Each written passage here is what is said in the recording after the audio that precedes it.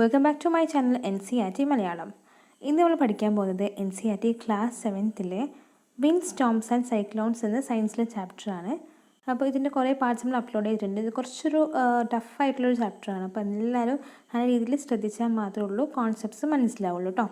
അപ്പോൾ നമ്മൾ പഠിക്കാൻ പോകുന്നത് തണ്ടർ സ്റ്റോംസ് ആൻഡ് സൈക്ലോൺസിൻ്റെ ടോപ്പിക്കാണ്. Thunderstorms develop in hot, humid tropical areas like India very frequently. The rising temperature produce strong upward rising winds.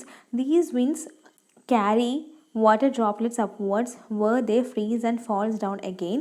The swift movement of the falling water droplets along with the rising air create lightning and sound. It is the event that we call thunderstorm. അപ്പോൾ thunderstorm എങ്ങനെ ഉണ്ടാവുന്നതെന്നാണ് പറയുന്നത്. കൂടുതലായിട്ട് develop ചെയ്യുന്നത് hot and humid tropical areas like India. ചൂടുള്ള അത്യാവശ്യം നല്ല മോയ്സ്ചറൊക്കെ കണ്ടന്റുള്ള areas ആയിട്ടുള്ള India പോലത്തെ ഏരിയാസിലാണ് കൂടുതൽ ഉണ്ടാകുന്നത്. ഇതെങ്ങനെയാണ് ഉണ്ടാവുക എന്ന് വെച്ചാൽ ടെമ്പറേച്ചർ എന്ത് ചെയ്യും, ഈ അടിക്കുന്ന കാറ്റിനോടൊപ്പം മുകളിലേക്ക് അപ്വേർഡ് മൂവ് ചെയ്യും. എന്നിട്ട് എന്താ ഉണ്ടാവുന്നത്, ഈ വിൻസ് വാട്ടർ ഡ്രോപ്ലെറ്റ്സ് അവരുടെ കൂടെ ക്യാരി ചെയ്തിട്ട് അത് അവസാനം ഫ്രീസ് ചെയ്തിട്ട് ഫോൾ ഡൗൺ ചെയ്തിട്ടാണ് പിന്നെ നമ്മൾ പറയുന്ന ഈ ഒരു തണ്ടർസ്റ്റോം ഉണ്ടാകുന്നത്. Accompanied by falling water droplets along with rising air creates lightning and sound. ഈ പറയുന്ന ഡ്രോപ്ലെറ്റ്സ് ഓഫ് എയറിൻ്റെ കൂടെ അതുപോലെ തന്നെ ലൈറ്റ്നിങ്ങും സൗണ്ടുകളും കൂടി ഉണ്ടാകുമ്പോൾ നമ്മൾ ആ ഇവൻറ്റിനെ എന്ത് വിളിക്കുന്നു, തണ്ടർസ്റ്റോം എന്ന് വിളിക്കുന്നു. Okay, if a storm is accompanied by lightning, we must take care for following precautions. അപ്പം ഈ പറയുന്ന ഒരു സ്റ്റോമിൽ കൂടെ ലൈറ്റ്നിങ് ഉണ്ടെങ്കിൽ നമുക്ക് ഈ പറയുന്ന പ്രിക്കോഷൻസ് ഒക്കെ എടുക്കണം. അപ്പോൾ എന്തൊക്കെയാണ്? Do not take shelter under an isolated tree. If you are in a forest, take shelter under a small tree. Do not lie on the ground. അപ്പോൾ എങ്ങനെയാണ് ഷെൽട്ടർ എടുക്കുമ്പോൾ നിങ്ങൾ മാക്സിമം നോക്കുക, ഒരു ഒറ്റയ്ക്ക് ഇരിക്കുന്ന ട്രീൻ്റെ അടിയിൽ പോയിട്ട് ഒരിക്കലും ഷെൽട്ടർ എടുക്കരുത്. പിന്നെ എവിടെ പോകണം, ഒരു സ്മോൾ ട്രീ എങ്ങാനും ഫോറസ്റ്റിലാണെങ്കിൽ കാണുകയാണെങ്കിൽ അതിൽ പോകണം ഷെൽട്ടർ എടുക്കാൻ വേണ്ടിയിട്ട്. ഗ്രൗണ്ടിൽ ഒരിക്കലും ലൈ ചെയ്യാൻ പാടില്ല കേട്ടോ. ഇനി do not take shelter under an umbrella with a metallic end. ഒരു മെറ്റാലിക് എൻഡുള്ള അംബ്രല്ലയിൽ ഒരിക്കലും ഷെൽട്ടർ എടുക്കാൻ പാടില്ല. കാരണം എന്താ, മെറ്റൽ ഒബ്ജക്ട്സ് ഒക്കെ എന്ത് ചെയ്യും, കണ്ടക്ടർ ആണല്ലേ. ഈ പറയുന്ന സ്റ്റോം അല്ലെങ്കിൽ കൂടെ അക്കമ്പാനി ചെയ്യുന്ന ലൈറ്റ്നിങ് ഒക്കെ അത് കണ്ടക്ട് ചെയ്തിട്ട് ചാൻസ് ഉണ്ട് അല്ലേ. Do not sit under a window. Open garages, storage sheds, metal sheds are not safe places to make the shelter. അപ്പോൾ ഒരിക്കലും വിൻഡോൻ്റെ അടിയിൽ ഒന്നും പോയിരിക്കാൻ പാടില്ല. അതുപോലെ തന്നെ ഓപ്പൺ ഗാരേജസ് അല്ലേ, ഗാരേജസിൻ്റെ സ്റ്റോർ ഷെഡ്സ്, മെറ്റൽ ഷെഡ്സിലൊന്നും നമ്മളൊരിക്കലും സേഫ് പ്ലേസ് ആയിട്ട് പോയിട്ട് ഷെൽട്ടർ എടുക്കാൻ പാടില്ല. ഇനി നാലാമത്തെ പോയിന്റ് എന്ന് പറയുമ്പോൾ a car or a bus is a safe place to take shelter.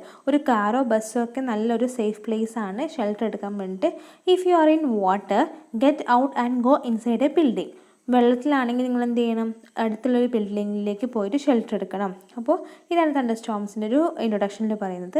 How a thunderstorm becomes a cyclone. എങ്ങനെയാണ് ഒരു തണ്ടർ സ്റ്റോം സൈക്ലോൺ ആവുന്നതെന്നുള്ളൊരു പോയിൻ്റാണ്. You know that the water requires heat when it changes from liquid to vapour state അല്ലേ.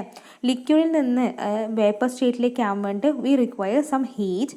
And does the water give back to heat when vapour condenses into liquid. Okay, അപ്പോൾ ഈ ഒരു process that is liquid to vapour state ആകുമ്പോൾ heat is required. If the opposite happens, that means vapour condenses to liquid, did the heat is liberated. അങ്ങനെ heat liberate ചെയ്യുന്നുണ്ടോ? Can you recall any experience to support this? എന്തെങ്കിലും experience ഉണ്ടോ? അപ്പോൾ അങ്ങനത്തെ ഒരു കാര്യമാണ്. Before cloud formation, water takes up heat from the surroundings or atmosphere to change into vapour.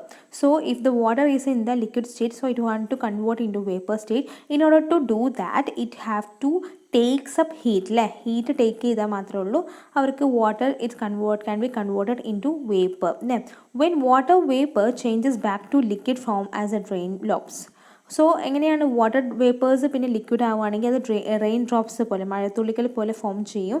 This heat is released into the atmosphere. So the heat which is used to convert it to liquid to vapour state is liberated when it is converting from vapour to liquid state into the atmosphere. Okay, the heat is released to the atmosphere, warms the air around. The air tends to rise and causes a drop in pressure. So the heat is liberated to the atmosphere and the air tends to rise. So in the atmosphere the air is tending to rise and causes a drop in pressure. So thereby a drop in pressure occurs there. So ഈ heat ചെയ്ത് liberate ചെയ്തത് അറ്റ്മോസ്ഫിയറിലേക്ക് പോകുമ്പോൾ ആ heat എന്ത് ചെയ്യും, air എന്ത് ചെയ്യും, rice ചെയ്യാൻ തുടങ്ങും അല്ലേ. എന്നിട്ട് എന്ത് ചെയ്യും, പ്രഷർ ഡ്രോപ്പ് ചെയ്യാൻ തുടങ്ങും. More air rushes to the centre of the storm. അപ്പോൾ സ്റ്റോമിൻ്റെ ഈ കാറ്റിൻ്റെ ഈ ഒരു പറയുന്ന സ്റ്റോമിൻ്റെ സെൻറ്ററിലേക്ക് ഒരുപാട് എയർ റഷ് ചെയ്യാൻ തുടങ്ങും. This cycle is repeated. So ഇങ്ങനെ ഈ സൈക്കിൾ റിപ്പീറ്റ് ചെയ്തുകൊണ്ടിരിക്കും. അതായത് വാട്ടർ വേപ്പർ ലിക്വിഡ് ഫോമിലേക്ക് ആവുമ്പോൾ എന്താ വേണം, ഹീറ്റ് വേണം. In the opposite, if the opposite happening, that is the water vapour is converted to water, then this heat is released to the atmosphere, and this atmosphere releasing the air tends to rise up, and the air causes the drop in pressure.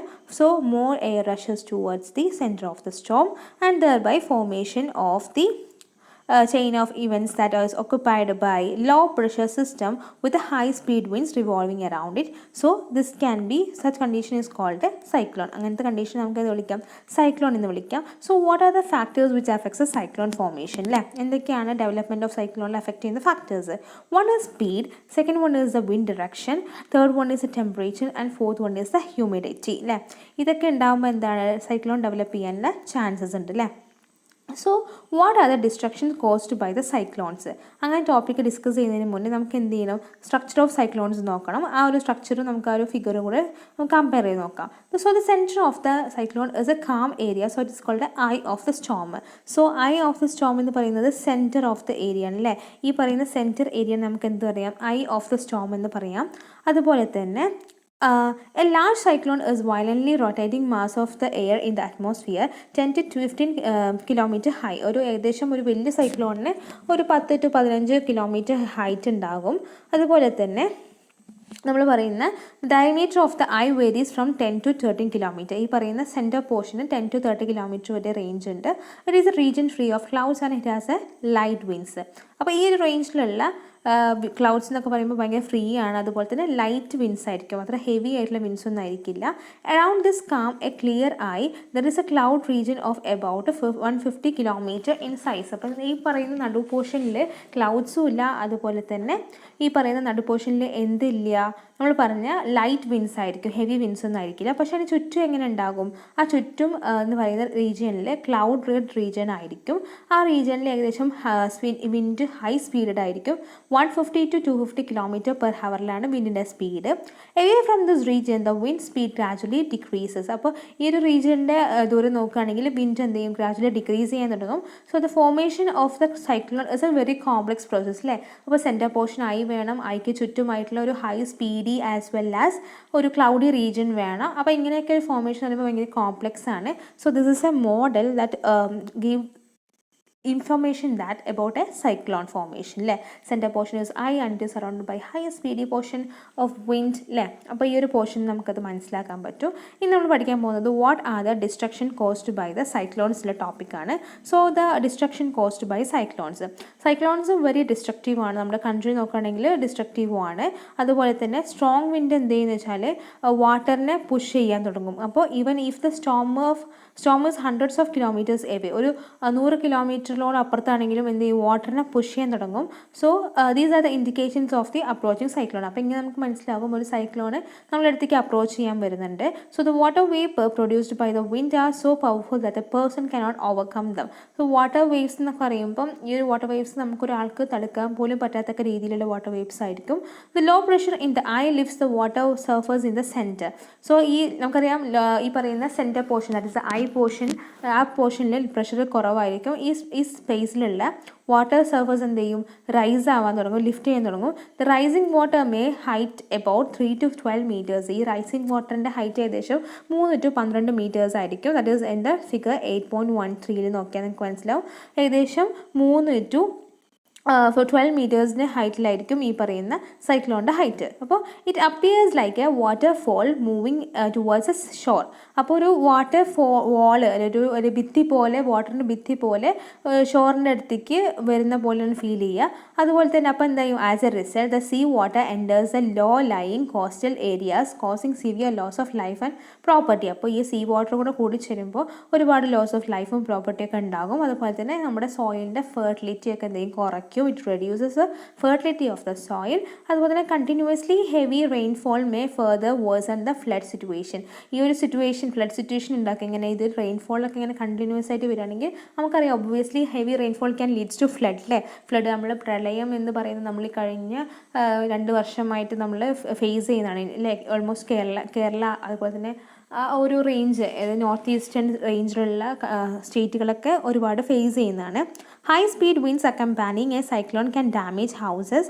അപ്പോൾ ഒരു high speed wind കൂടെ cyclone കൂടെ വരികയാണെങ്കിൽ അതൊക്കെ damage ചെയ്യും, houses damage ചെയ്യും, telephones, communication system, trees etcetera damage ചെയ്യും, causing tremendous loss of life and property. Even life and property is dangerous അല്ലേ. So that's all about that of cyclone destruction. So a cyclone is known by different names in different parts of the world. അപ്പോൾ ഓരോ സ്ഥലത്തും ഓരോ പേരാണ് cyclone ഉള്ളത്. It's called hurricane അല്ലേ. It is called hurricane in the American കോണ്ടിനെൻറ്റിൽ ഇത് hurricane എന്ന പേരിൽ അറിയപ്പെടുന്നു. പിന്നെ അതുപോലെ ജപ്പാൻ, ഫിലിപ്പീൻസ് പോലുള്ള രാജ്യങ്ങളിൽ ഇത് ടൈഫൂൺ 8.14 ടൈഫൂൺ എന്നുള്ള ഒരു ആയിട്ടാണ് ജപ്പാൻ ആൻഡ് ഫിലിപ്പീൻസിൽ അറിയുന്നത്. അപ്പോൾ these are all about cyclone. Then we will be discussing about tornadoes in the next section. If you are new to this channel, please keep subscribed and share maximum with your friends. If you like this video, give a like. Thank you everyone.